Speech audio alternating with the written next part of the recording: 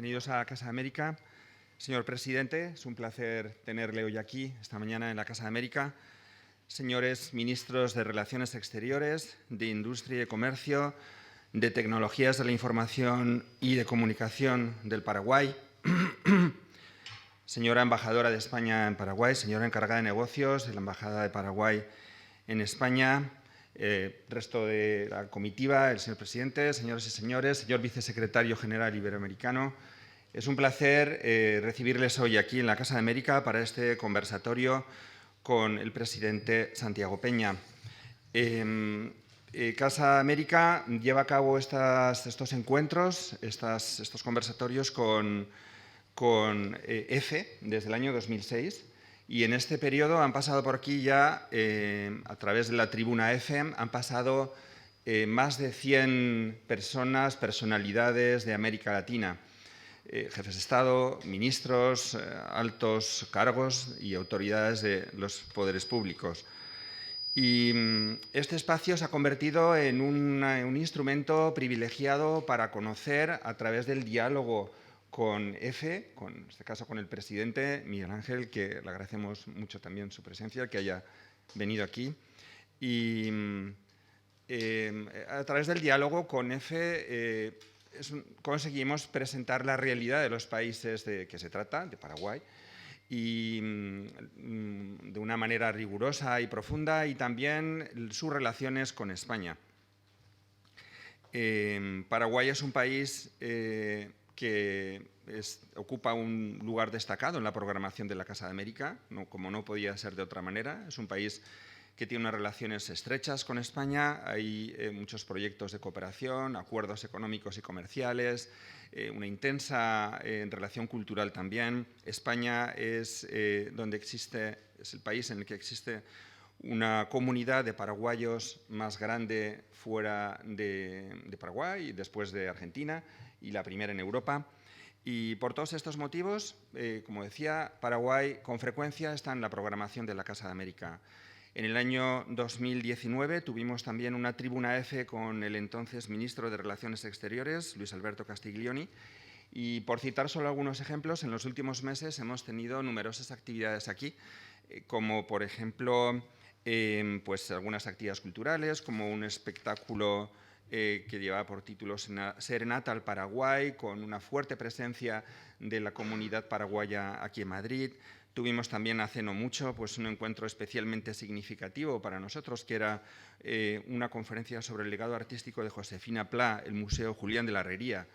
Y además también pues hace no mucho tuvimos un ciclo sobre la importante directora y guionista paraguaya Arami Ullón. El presidente Santiago Peña, unas breves palabras de presentación. Tiene una formación económica y, pese a su juventud, una consolidada y larga carrera en el ámbito económico. Ha ocupado puestos importantes en el Banco Central de Paraguay, ha trabajado también en el Fondo Monetario Internacional en Washington y ha sido ministro de Hacienda. Sin más, paso la palabra ahora al presidente de EFE. Muchas gracias para iniciar la conversación. Muchísimas gracias a la Casa de América. Presidente Santiago Peña, gracias por aceptar la invitación de esta tribuna EFE y formar parte del elenco de mandatarios latinoamericanos que por ella han pasado. Muchas gracias. Muchas gracias a usted. Realmente un placer de estar acá y bueno, sumarme a una lista larga y rica lista de exmandatarios que han estado aquí. Así que usted fue seleccionado en la selección de rugby nacional de Paraguay un par de veces. 2 veces mundialista y varias veces. ¿Qué me dice? Seleccionado en torneos internacionales. Ajá, ¿cuál era su posición? Segunda línea. Ajá. En esos mundiales jugué segunda línea, después pasé a jugar en tercera línea ya. ¿Cómo se metió en el rugby? Ahí donde vuelan las cabezas, pero siempre hay caballeros que dan la mano. Sí, y hay una historia familiar. Mi abuelo jugó rugby de muy joven, fue presidente de la Unión Argentina de Rugby, así que fue una figura destacada y bueno, desde muy pequeño en nuestra casa se pregonaban los valores del rugby. El rugby es un deporte que tiene un enorme contenido en valores, a pesar de la agresividad, pero es un deporte que practica los valores. ¿Vamos a la melee? Claro que sí. Bueno, finaliza su visita a España, que le ha traído, entre otras citas importantísimas, al Mobile World Congress, que hoy también concluye. Ha estado con el rey de España, con el presidente del gobierno. ¿Qué ha traído y qué se lleva de su visita a nuestro país? Traigo el mensaje de Paraguay, de una isla rodeada de tierra, como la describió el gran Augusto Roa Bastos, de un Paraguay que hoy quiere reencontrarse con el mundo. Y en ese reencontrarse con el mundo no podemos desconocer que 500 años de historia nos vinculan íntimamente con España. Nuestra historia está vinculada a España y nosotros estamos convencidos que en el resurgir de este gigante que creemos que Paraguay tenemos que construir grandes alianzas, alianzas con países con los cuales tenemos el afecto, tenemos la historia, pero también creemos que los vínculos comerciales y económicos son muy, pero muy fuertes. Así que vinimos a mostrarle en dónde estamos y dónde queremos estar en los próximos años. Así que ha sido una experiencia muy satisfactoria y me llevo la satisfacción de haber compartido con muchos empresarios que desconocían el Paraguay y que se han quedado con una grata sorpresa sobre las fortalezas que tiene el Paraguay en términos de tierra, de agua, de energía eléctrica, de gente joven y principalmente de un pueblo que cree que forjando relaciones duraderas puede construir un futuro mejor. Presidente, habla usted en términos cálidos de la historia compartida, en unos términos que difieren de la visión de otros mandatarios latinoamericanos. Estoy pensando ahora en el saliente López Obrador en México. ¿Por qué hay esa división en la concepción histórica sobre las relaciones entre ambos lados del Atlántico? Porque la historia ha sido diferente. Si uno piensa que hace casi 500 años, cuando llegaron los primeros conquistadores a esa parte del Cono Sur, se instalaron en lo que es hoy Paraguay. Se fundó en el año 1537 el fuerte de Nuestra Señora de la Asunción. Y ese fue el epicentro de la conquista española. ¿Y por qué se instalaron? ¿Por qué se instalaron en un país o en una región que no estaba sobre el mar? Primero llegaron a lo que es hoy el puerto de Buenos Aires y no se pudieron quedar ahí porque ahí se encontraban con una comunidad indígena muy hostil. Y empezaron a navegar el río, empezaron a buscar el oro y la plata. Y llegaron a lo que es hoy Asunción y se quedaron ahí por una razón, porque encontraron a los guaraníes. Los guaraníes eran un pueblo amigable, abierto, trabajador, y el proceso de mestizaje se dio en esa parte del continente como en ninguna otra parte del Cono Sur. Siglos después, cuando España ya empezó a profundizar su proceso de llegada al continente y empezaron a ir las misiones jesuíticas, la región del continente que más presencia tuvo de las misiones jesuíticas fue el Paraguay. Las mayores reducciones jesuíticas estaban en Paraguay. Y eso también ayudó en la construcción de un vínculo y lo que es hasta hoy probablemente uno de los pueblos católicos más grandes que hay en Sudamérica. Más del 90% son católicos en Paraguay. Y eso tiene también su explicación. Paraguay, gracias a esa influencia, apostó a la educación, apostó a la formación. Y para 1850 el Paraguay era la nación más desarrollada de América. Trenes a vapor, industrias pesadas. Y claramente esa guerra fratricida que se firma en el año 1864, un tratado secreto entre Argentina, Brasil y Uruguay, que dicen vamos a eliminar al Paraguay de la faz de la tierra. No lo pudieron hacer, pero claramente perjudicaron al Paraguay de manera tremenda.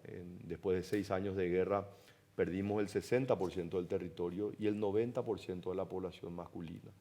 Y eso es lo que explicó que el Paraguay, de haber sido una nación próspera y desarrollada, dejó de serlo durante mucho tiempo y nosotros creemos que hoy estamos encaminados para recuperar ese lugar. Entonces, a lo largo de esa historia de 500 años, no tenemos ninguna razón para estar enemistados con España.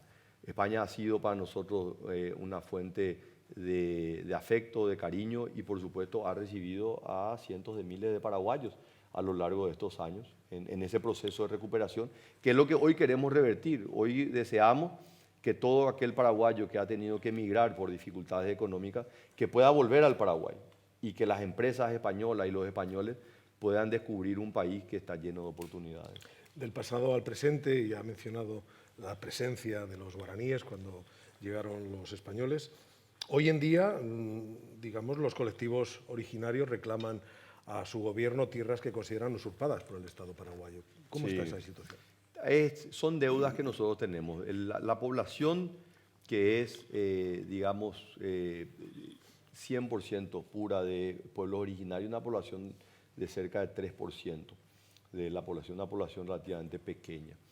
Y lo que hemos visto a lo largo de los últimos años es que en el nombre de los pueblos originarios también se han cometido muchos delitos, en el sentido de que ya hoy hay cerca de 2 millones de hectáreas en posesión de muchos de estos pueblos originarios, pero muchas veces a través de engaño estos son utilizados para luego ser vendidos a esas tierras a otras personas.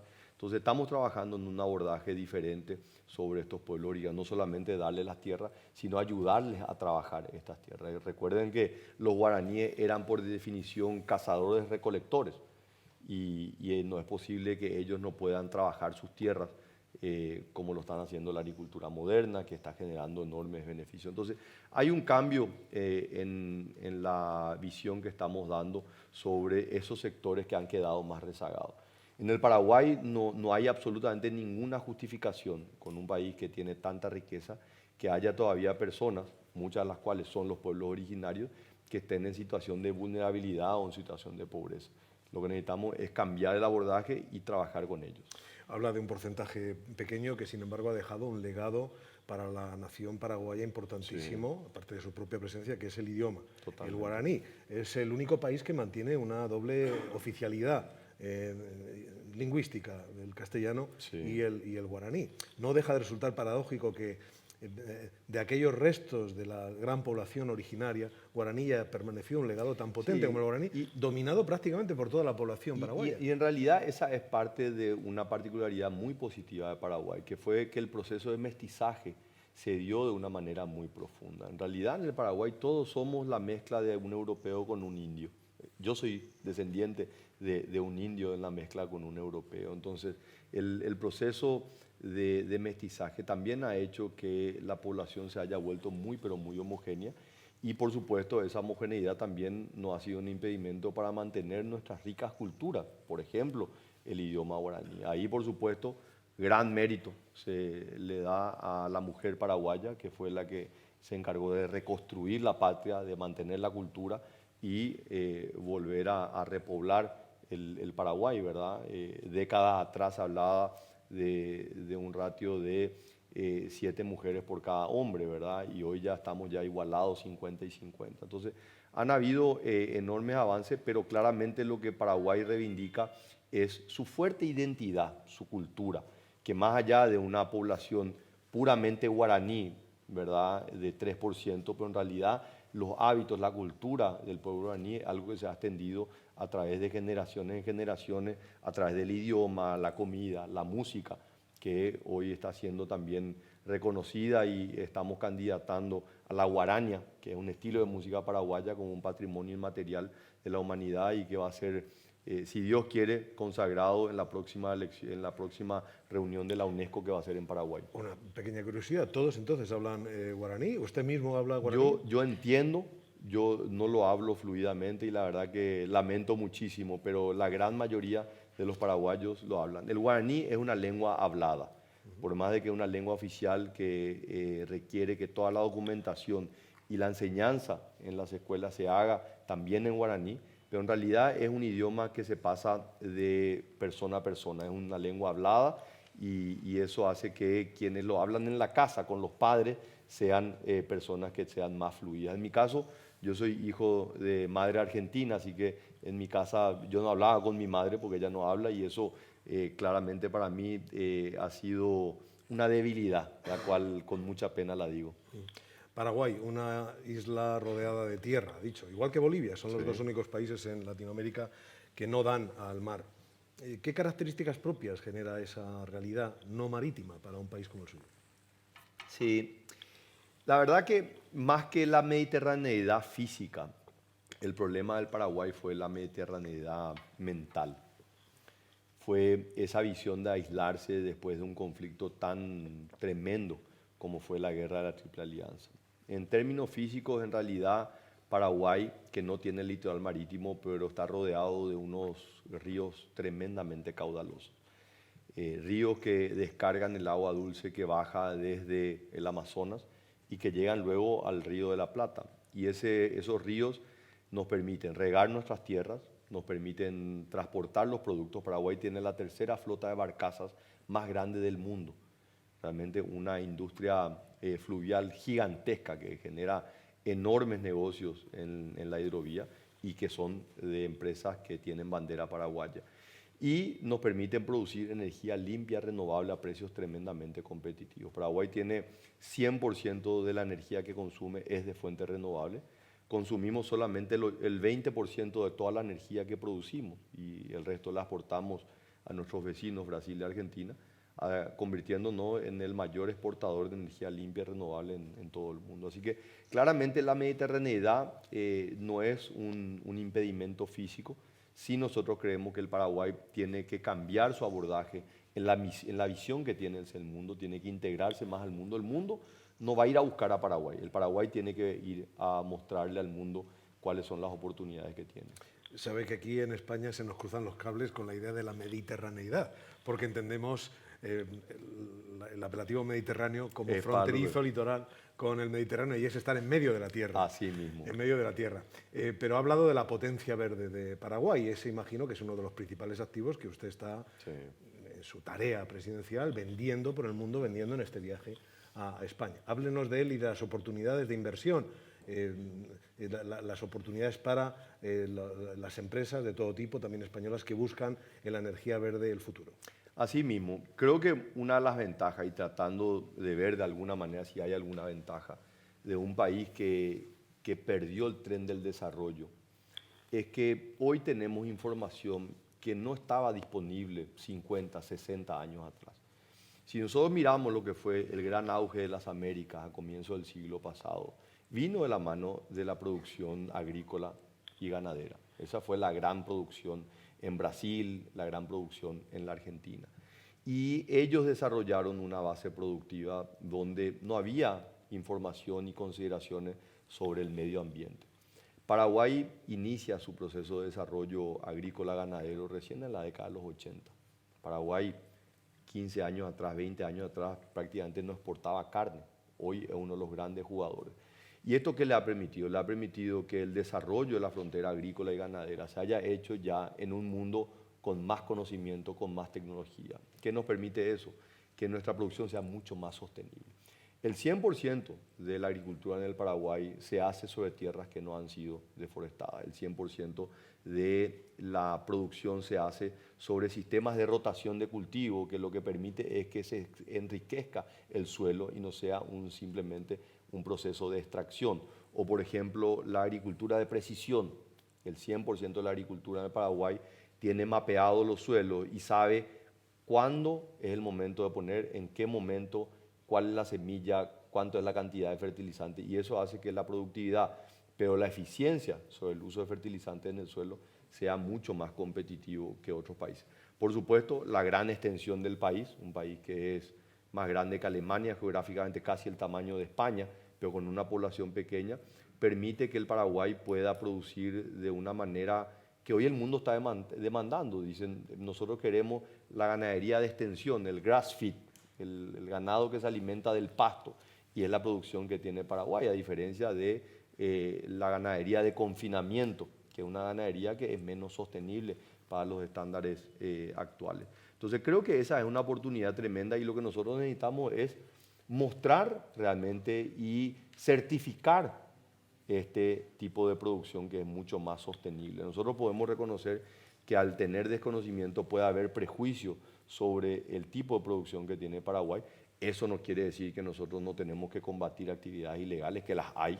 Nosotros tenemos que combatir la producción de marihuana ilegal, que genera un tremendo perjuicio. Nosotros tenemos que perseguir a aquellos que no cumplen las normas medioambientales, ¿verdad? Porque el hecho de que nosotros tengamos como política ponerle un sello verde no quiere decir que todos estén dispuestos a hacerlo. Y ahí es donde nosotros estamos trabajando para fortalecer con los organismos de la justicia para poder tener un buen cumplimiento de la ley. Pero claramente tenemos las condiciones en términos de geografía, el suelo, la tierra y principalmente la producción de energía limpia y renovable, que creemos que es un distintivo que le hace a Paraguay único. Y una demografía brutalmente joven. Sí. El 40%, el 70% de la población paraguaya tiene menos de 40, de 40 años. Eso imagino que genera unas fuerzas demográficas que no son conocidas, por ejemplo, en Europa, donde el envejecimiento de la población es uno de sus lastres. Sí, claramente es una fortaleza, es un activo, pero tenemos que tener mucho cuidado porque es un activo que se agota, ¿verdad? Nosotros Bueno, tenemos, la juventud se agota La- tarde o temprano. la juventud es la única enfermedad que se cura con los años, me decía una persona. Pero ciertamente Paraguay tiene algo que es, imagínate, es muy ilustrativo, ¿verdad? España tiene todos los años una salida del mercado laboral, 200.000 personas, empieza el año con 200.000 trabajadores menos, por una situación que pasan a jubilarse, ¿verdad? A retirarse. Paraguay tiene todos los años 200.000 jóvenes que ingresan a la fuerza laboral. Y este es un gran activo.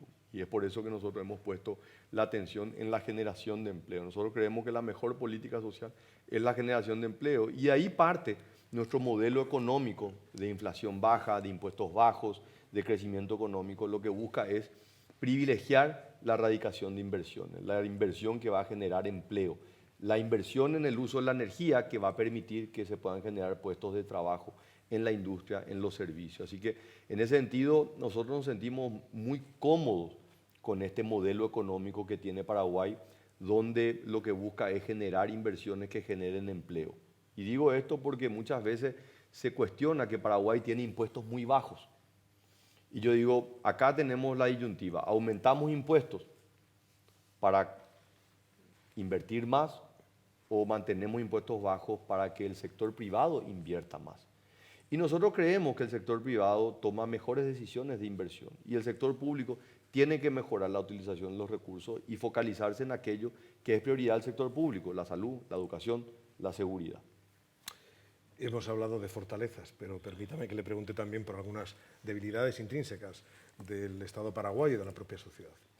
La corrupción existe, el crimen organizado existe, a pesar de que su país es uno de los países con más bajo índice de homicidios per cápita, pero estamos ante un problema global y de manera concreta latinoamericano, el crimen organizado y la corrupción. ¿Qué está haciendo su gobierno para luchar contra ambas lacras? Sí, la corrupción es un flagelo que corroe a la sociedad y esto requiere de un abordaje amplio. Esto no puede ser un discurso de un presidente. Yo asumí el 15 de agosto y el 20 de agosto, a los 5 días, convoqué a una cumbre de poderes, le invité al presidente de la Corte Suprema, al presidente del Congreso, al fiscal general del Estado y al Contralor General de la República, que son los quienes tenemos mandatos constitucionales, son instituciones creadas por la Constitución con mandatos y objetivos muy claros de controlar y perseguir al crimen. Y yo les planteé que quería trabajar conjunto con ellos, que quería que esto sea una causa nacional y no sea simplemente el esfuerzo de un gobierno más. Aceptaron el propósito y 3 meses después, a finales de noviembre, firmamos ya una estrategia que la trabajamos en conjunto, una estrategia nacional del combate a la corrupción que incorpora una serie de medidas en todos los niveles de gobierno, en todos los poderes del Estado y en la posibilidad también de hacer algunos cambios legislativos para aumentar las penas sobre los casos de corrupción. Así que estamos trabajando decididamente en esa agenda. Y con respecto al crimen organizado también es un flagelo tremendo. Paraguay sufre lastimosamente de la globalización de estos grupos criminales. Por supuesto, estar al lado de 2 países muy grandes tiene sus ventajas, pero también tienen sus ventajas, ¿verdad? En el caso de Brasil nos ha afectado muchísimo la expansión de 2 grupos criminales muy grandes, el primer Comando Capital y el Comando Vermelho, que han también infiltrado dentro de organizaciones criminales en Paraguay. Fue por eso que enfrentamos este flagelo de manera decidida y a los pocos meses desplegamos una operación que no tuvo precedente en la historia del Paraguay. Teníamos una de las 10 cárceles más peligrosas del mundo, la cárcel de Tacumbú, y el 18 de diciembre ejecutamos un plan que lo diseñamos por varios meses. Veneratio, que nos permitió tomar el control. En ese operativo identificamos a las personas privadas de la libertad más peligrosas, las reubicamos en cárceles de máxima seguridad, en pabellones de máxima seguridad, con oficiales que fueron especialmente entrenados, porque estas personas prácticamente manejaban a sus anchas, vivían como en un resort dentro de la cárcel y cambiamos eso. E identificamos que había cerca de 300 personas dentro de la cárcel que en realidad estaban siendo buscadas en el Brasil. Así que estamos trabajando también con el Brasil para que estas personas puedan ser deportadas. La cárcel como epicentro del crimen organizado, Sí. lo estamos viendo aquí y allá, Sí. en todos los países latinoamericanos. ¿Su modelo es más el modelo de Bukele en El Salvador o el modelo humanista de Alvarado en Guatemala? Yo creo que es el modelo de Paraguay. El cumplimiento irrestricto de las leyes, reconociendo nuestras debilidades. Nosotros todavía tenemos una debilidad en materia de infraestructura carcelaria. Las cárceles no son centros de rehabilitación, son centros de formación criminal. Y nosotros estamos decididos, habilitamos ya 3 nuevas cárceles, estamos en el proceso de construir 3 nuevas cárceles. Pero nosotros no podemos seguir construyendo cárceles solamente. Y ahí también le hemos planteado a la Corte una mesa por la justicia, porque nos encontramos que cerca del 70% de las personas que están privadas con medidas, en realidad son medidas transitorias, son personas que no tienen condena, que están dentro de un proceso. Entonces también se han abusado de prácticas que están en el ordenamiento jurídico y esto es parte de una discusión mucho más amplia. ¿Verdad? Paraguay hizo una reforma del Código Penal, un Código Penal que fue prácticamente la copia del Código Penal alemán, ¿verdad? Que es muy garantista. Entonces esto hace que los procesos sean eternos y tengamos personas privadas de libertad que no tienen condena. Entonces también estamos trabajando con la Corte para poder agilizar los procesos y, por supuesto, con una mejor infraestructura poder separar quiénes son las personas que están con una medida provisoria, quiénes son las personas que están.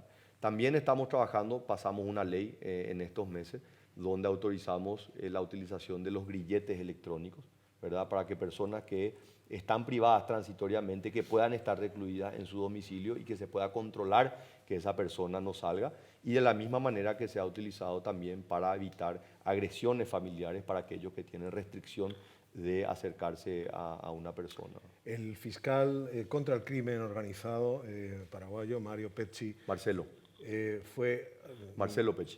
Pecci, fue asesinado en 2022 en Colombia durante su luna de miel. ¿Hasta dónde se acercó al núcleo del problema?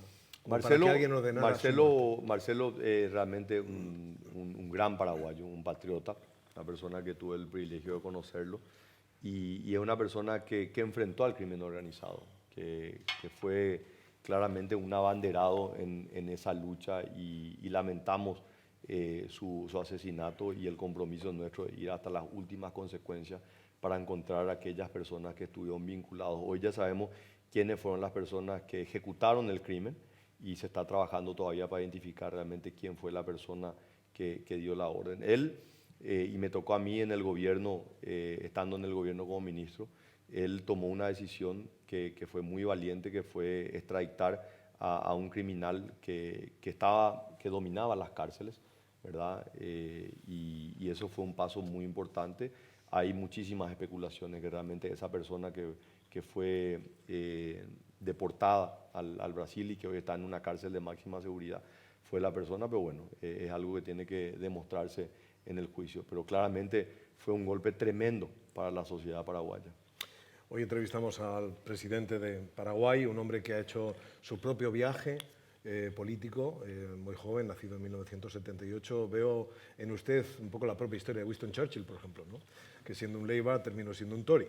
Y usted, viniendo del Partido Liberal Radical Auténtico, pues ha terminado en el Partido Colorado. Sí. ¿Cómo se observa a sí mismo en ese tránsito vital que le ha llevado a ser el candidato y presidente del Partido Mi camino ha sido un camino, creo que del de muchos jóvenes paraguayos, ¿verdad?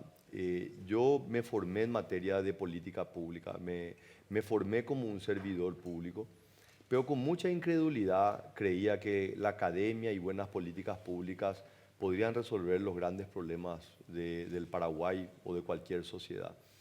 Y en el proceso, en la medida que fui avanzando en mi carrera como director del Banco Central, pero principalmente como ministro de Hacienda, me di cuenta que en democracia, y la democracia claramente no es el único sistema político, pero es el que nosotros hemos abrazado y Paraguay tiene una larga lucha en la defensa de la democracia.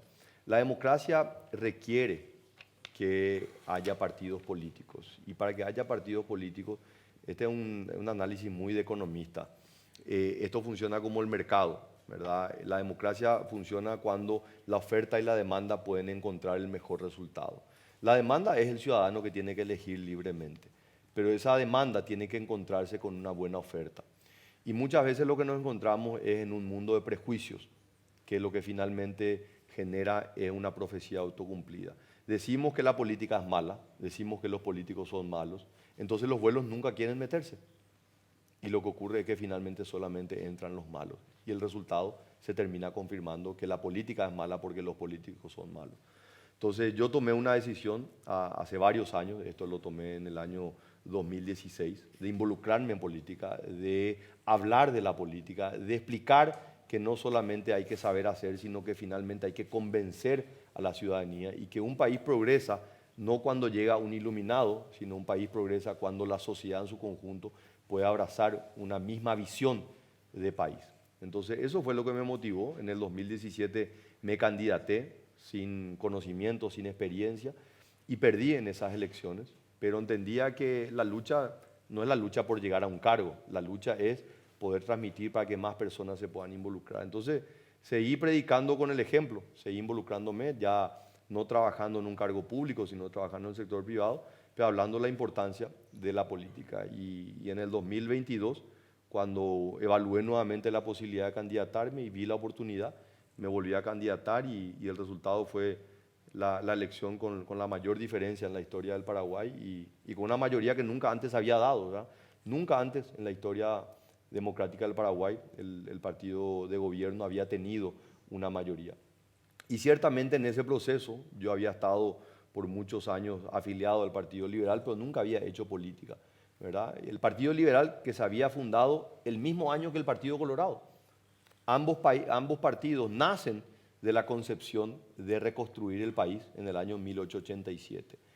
Y donde yo veía que a lo largo de la historia reciente el Partido Colorado también había sido capaz de adaptarse a la visión de la sociedad paraguaya, sin perder esa identidad de un país, sin perder la identidad. Y yo veía que el Partido Liberal había caído en esa disyuntiva de las luchas ideológicas y se había desdibujado de su propio origen, que era de una visión liberal de la libertad del hombre.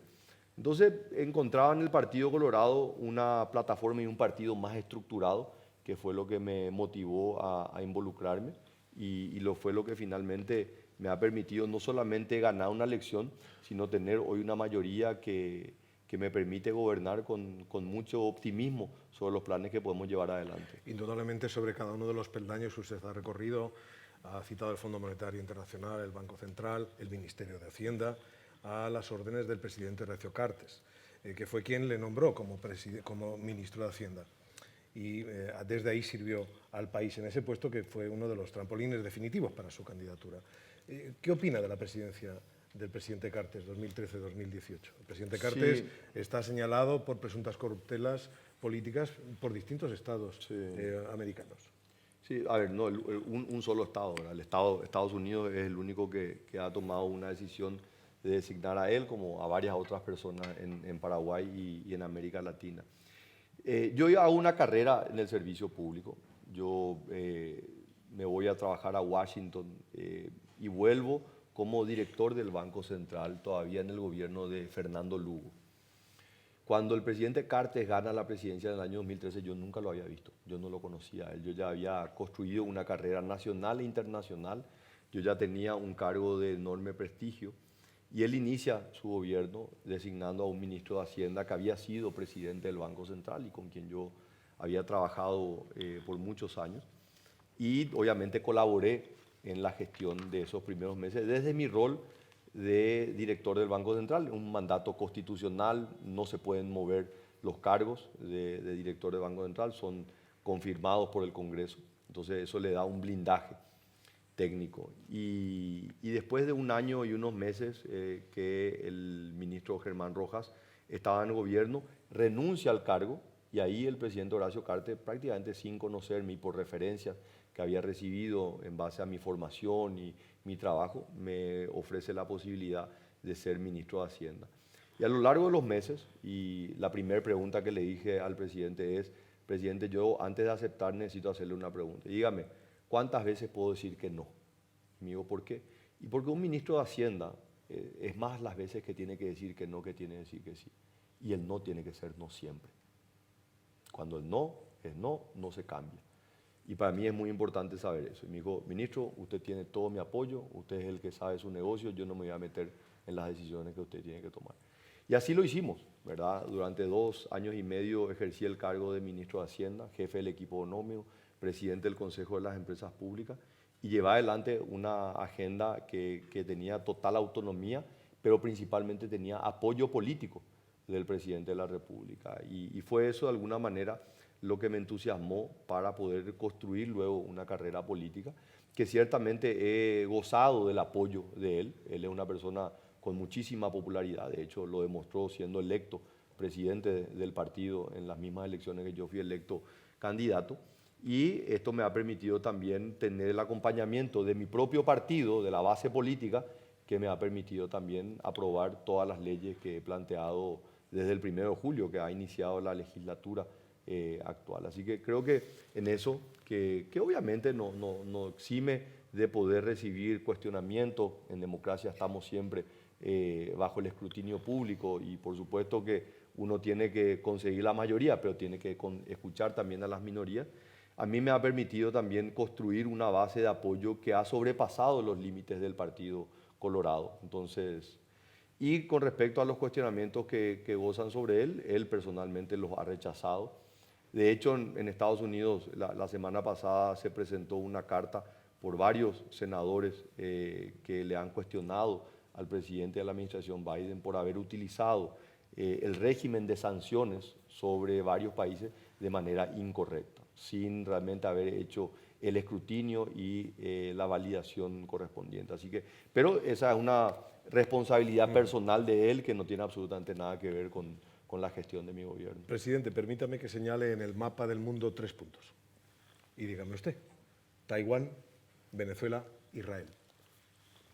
Taiwán y Israel ocupan un lugar muy importante. De hecho, nosotros creemos que Paraguay tiene un triángulo geopolítico que tiene en las capitales de Taiwán, de Israel, en Jerusalén y probablemente en Washington también, una alineación geopolítica muy importante.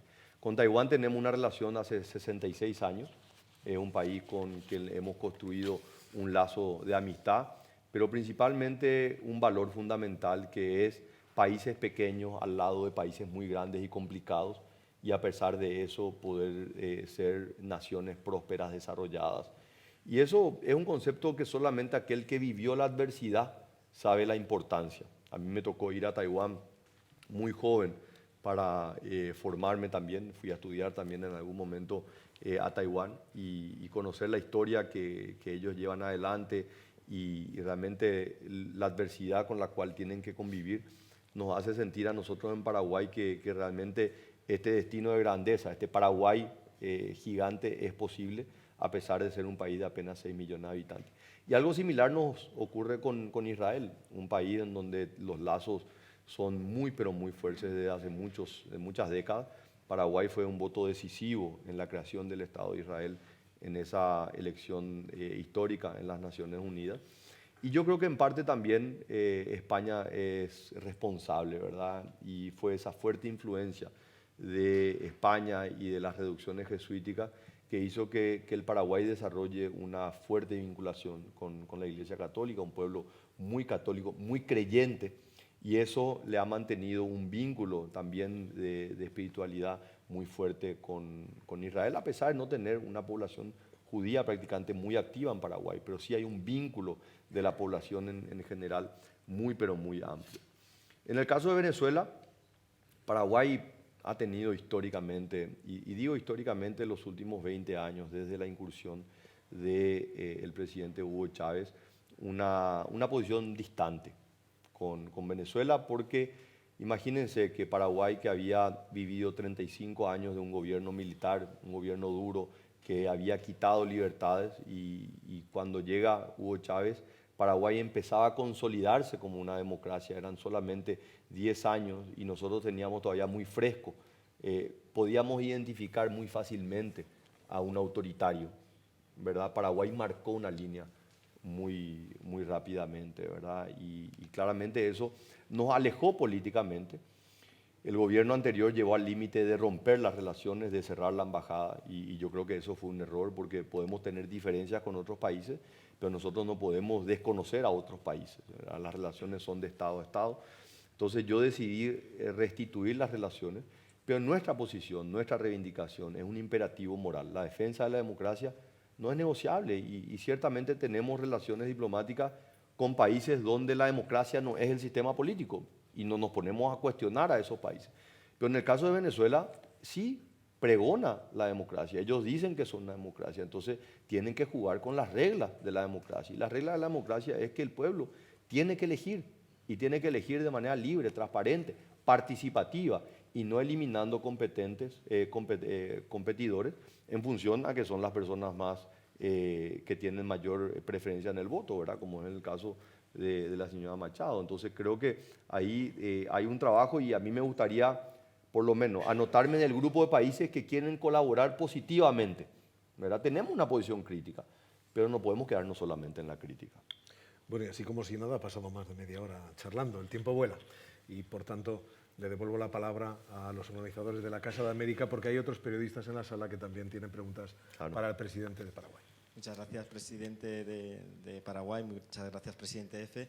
Los periodistas que están acreditados, si quieren formular alguna pregunta, levanten la mano, pasaremos el micrófono. Os pedimos que digáis de qué medio sois, vuestro nombre y que formuléis.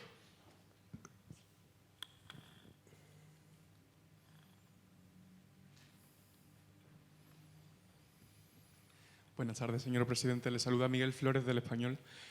Como usted bien ha dicho, Paraguay mantiene unas relaciones largas y un vínculo estrecho con Israel. 2 meses siquiera después de su asunción como presidente, el 15 de agosto, el 7 de octubre, hubo una brutal masacre contra la población del sur de Israel, en el que murieron más de 1000 personas. Sin embargo, el remedio ha parecido ser peor que la enfermedad y mientras usted estaba hablando hoy aquí, el New York Times ha mandado una alerta diciendo que ya se han alcanzado 30.000 muertes en Gaza desde aquel 7 de octubre. ¿Cuál es la postura de su gobierno en torno a la masacre que está sufriendo el pueblo en Gaza y cuál es su postura también en torno al traslado de la embajada de Tel Aviv a Jerusalén que proponía revertir de la legislatura que le precedió?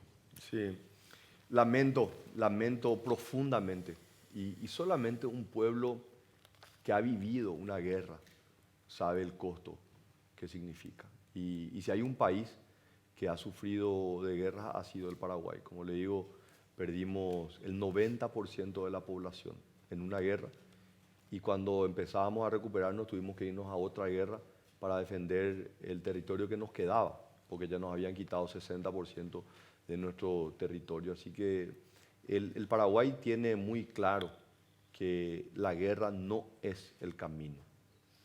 Ningún conflicto. Y hoy vivimos en un mundo donde hay más de 50 guerras en el mundo y parece que vamos normalizando esta situación.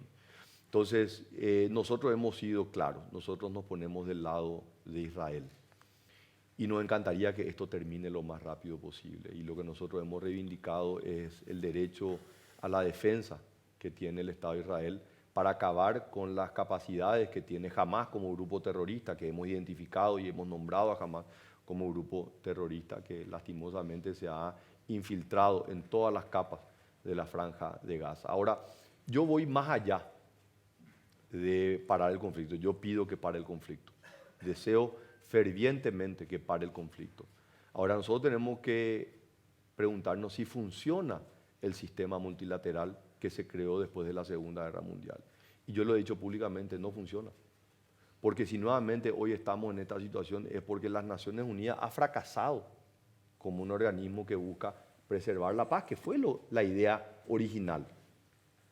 Entonces, ¿qué estamos haciendo para poder rediseñar un sistema multilateral, una arquitectura multilateral que nos permita resolver este conflicto, pero principalmente buscar una paz duradera.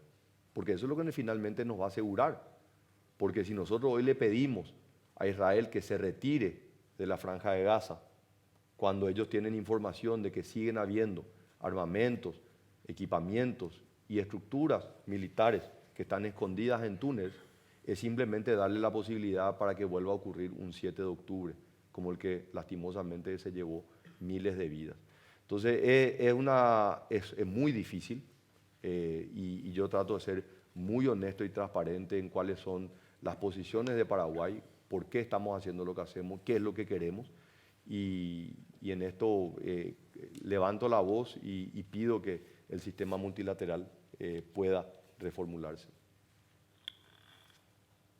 Sí, presidente, Fausto Triana, Agencia Prensa Latina. Quería preguntarle, insistir un poco en esto de que está hablando usted ahora sobre Israel y Gaza. 30.000 muertes, se habla de más de 15.000 niños, falta de atención de salud, de comida. ¿Eso se justifica esta situación por más de 1.000 muertos, que está también una actitud deleznable? La condena absoluta jamás, pero ¿se justifican esta situación que hay en Gaza en estos momentos? Y la segunda pregunta relacionada con Taiwán. Usted mencionaba las excelentes relaciones de Paraguay con Taiwán. ¿Qué tanto le afecta esto en la relación con China continental? Gracias. No se justifica, ni una vida se justifica. Y voy a repetir, para muchos esto parece algo muy lejano, para nosotros esto es algo muy cercano, ¿verdad? Nosotros celebramos el Día de los Niños en el Paraguay, celebrando una batalla que Paraguay lastimosamente y el mundo desconoce, la batalla de Costañú. Ya hacia final de la guerra ya no habían oficiales, habían muerto, acuérdense, murió el 90%. Y lo que hicieron los paraguayos y las madres principalmente, que pusieron a sus hijos para que puedan defender la patria y le pintaban la cara con carbón y se ponían los uniformes y se subían uno en el hombro del otro para parecer que eran. Una de las batallas más sangrientas, que fue la batalla de Piribuy, un año antes de terminada la guerra, y el 1 de marzo se celebra porque fue el día que se asesinó al presidente mariscal Francisco Solano López, el único caso en la historia de un presidente en ejercicio que murió en el campo de batalla. Fue el caso de Paraguay en la Guerra de la Triple Alianza. Una de las últimas batallas de Piribuy, cuando Paraguay ya estaba diezmado, fue rodeado por las fuerzas aliadas, principalmente brasileras. Los argentinos ya se habían retirado porque decían, esto es una masacre. Y rodeado en una ciudad y en un hospital donde habían mayoritariamente niños y ancianos, cerraron las puertas, candadearon y prendieron fuego al hospital. Entonces, si hay un país que ha sufrido una masacre y que sabe realmente lo que cuestan estas vidas humanas, le puedo asegurar que es Paraguay. Entonces, no se justifica ni una vida. La pregunta es cómo llegamos a esto y cómo resolvemos este problema. Entonces, eso es lo que yo quiero concentrarme, porque si no vamos a estar dentro de 5 o 10 años lamentando nuevamente un conflicto. El sistema que nos asegura, que nos debe asegurar la paz, no funciona en el Paraguay, en el mundo. Entonces creo que eso es lo que debería, y yo creo que hoy los líderes del mundo no están hablando. ¿Por qué? Porque esto significa entregar espacios conquistados, poder de veto en el Consejo de Seguridad de las Naciones Unidas. Pues si la paz requiere eso, eso es lo que todos tenemos que luchar. Y no estamos luchando por realmente lo que tiene que ser. Todos hoy están levantando la voz para que Israel deje de atacar la Franja de Gaza. Y perfecto, pero nadie está hablando de cómo vamos a reformular el sistema multilateral que nos tiene que asegurar una paz duradera. Sobre el tema con China, no lo vemos, no tenemos ningún inconveniente. China es el mercado de donde Paraguay se provee la mayor cantidad de productos. China es el mayor comprador de uno de los productos que Paraguay es más competitivo, que es la soja. La soja paraguaya, que también compite con la soja brasilera y la argentina, en realidad por el clima que tiene Paraguay tiene una carga calórica que es más alta. Entonces la soja se utiliza para hacer aceite de soja y otros derivados. Y al tener la soja paraguaya una mayor carga calórica, ellos necesitan la soja paraguaya para mezclar con la soja de los otros 2 países y mejorar la calidad. Entonces, a ellos no les importa si tenemos o no relaciones, ellos necesitan nuestra soja y no ha sido ningún impedimento. ¿Cuál es la fortaleza de Paraguay? La fortaleza de Paraguay es que no ha caído en la vulnerabilidad económica que muchas veces le lleva a tener que caer en los brazos de un gigante como China. Nosotros reconocemos, no podemos desconocer el potencial que tiene China. Pero nosotros creemos en esta mirada de un país pequeño que está muy abierto al mundo, que la fortaleza de Paraguay va a estar no en la dependencia de un país, sino en la vinculación con todos los países, que le va a permitir tener una atomización de los mercados y ser menos vulnerable. Muchas gracias, presidente, por haber venido a Casa de América. Muchas gracias a todos los periodistas. Lamentamos no poder prolongar más este periodo de preguntas y os agradecemos a todos venir a Casa de América. Buen día.